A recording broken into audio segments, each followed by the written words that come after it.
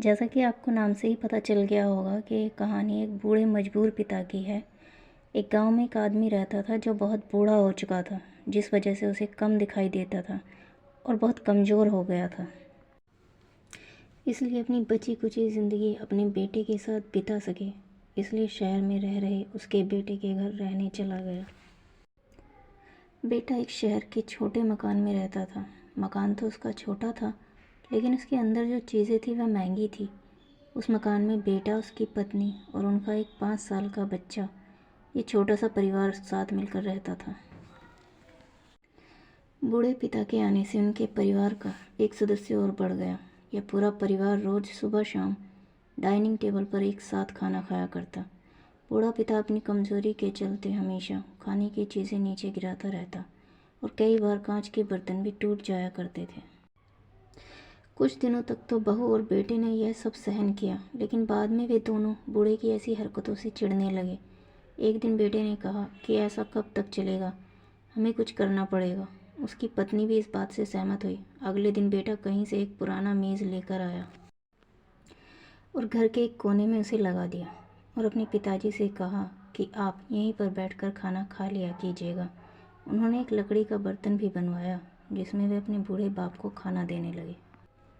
अपने कांच के कीमती बर्तन बचाने के लिए अपने बूढ़े बाप को लकड़ी का बर्तन देने में उन्हें ज़रा भी शर्म नहीं आई। अब खाने का समय जब जब होता तो बूढ़ा बाप एक कोने में बैठकर खाता और बाकी का परिवार डाइनिंग टेबल पर खाना खाया करता। डाइनिंग टेबल पर बैठे बैठे दोनों पति पत्नी कभी कभी अपने बूढ़े बाप की तरफ देख लिया करते। बूढ़े बाप की आंखों में उन्हें आंसू भी नज़र आते, मगर उन पर जैसे कोई असर ही नहीं होता। बूढ़े का पोता भी यह नज़ारा हमेशा देखता और वह अपने में ही खोया रहता। एक दिन जब पति पत्नी डाइनिंग टेबल पर बैठकर खाना खा रहे थे, तब उनका बच्चा ज़मीन पर बैठकर कुछ कर रहा था।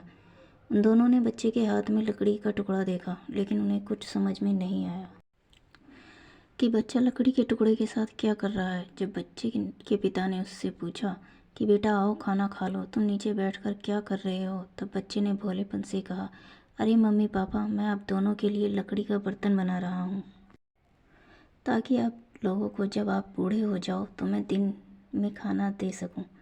अपने नादान बेटे द्वारा दी गई यह सहज बात दोनों के दिल में तीर की तरह उतर गई। दोनों एक दूसरे का चेहरा निहारने लगे। बिना कुछ कहे ही दोनों की आंखों में पानी आ गया और उन्हें अपने भविष्य की किताब अपने आंखों के सामने खुलती हुई नजर आई। उन्हें समझने में ज़्यादा देर नहीं लगी कि अब उन्हें आगे क्या करना पड़ेगा। अगले दिन कमरे के कोने से वह पुराना मेज़ हट गया और अब बूढ़ा पिता और बाकी का परिवार साथ में मिलकर फिर से खाना खाने लगे। बूढ़े की कमज़ोरी की वजह से हो रही गलतियां भी अब किसी को नहीं चिढ़ाती थी। दोस्तों, ये कहानी हमें बताती है, हर वह पत्ता जो आज हरा है वह कल सूखेगा और डाली से नीचे भी गिरेगा।